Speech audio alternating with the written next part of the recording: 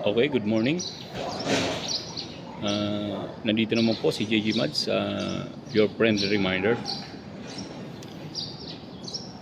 Ang topic natin for today is yung chain of command or kadena ng utos sa Tagalog.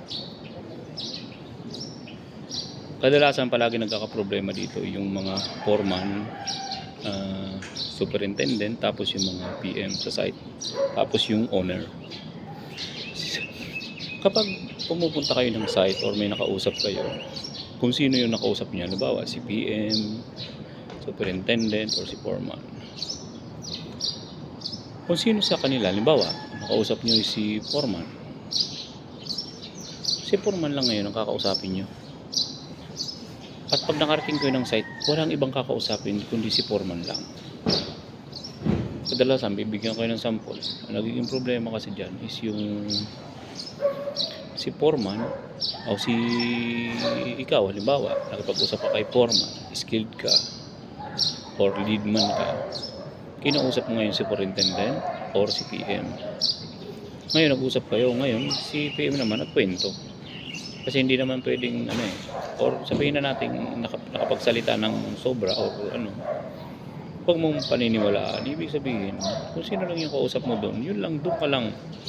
Kasi kinausap ka lang ni PM or ni superintendent para hindi naman sila magmukhang masama. Pero mali yun.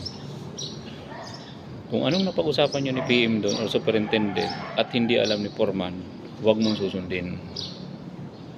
Okay? Kung wala namang instruction or authority or authorized ni foreman na ikaw ay pumunta kay superintendent o kay PM, huwag kang pupunta at huwag kang makikipag-usap.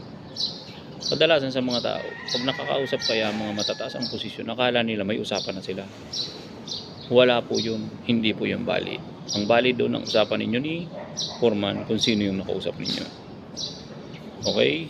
Para malinaw sa inyo lahat at hindi kayo nagkakamali sa site. Pag hindi na naman kayo nabayaran, hindi naman kayo, magtatampo na naman kayo, magrereklamo naman kayo sa barangay, makakarating na kung ano, wala naman mangyayari doon kasi ang kausap mo dyan is si foreman lang. Okay? Para hindi kayo wag masyadong mag-isip ng mga sobra kasi diyan kayo palagi nagkakamali.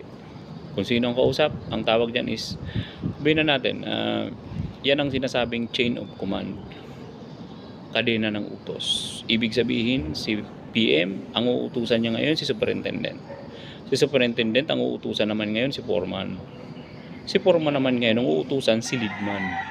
Si leadman naman, ang uutusan naman ngayon is si skilled. Si skilled naman, ang uutusan ngayon is si helper. Okay? Para malinaw sa inyo lahat. Thank you. A friendly reminder by JG Mads. Thank you.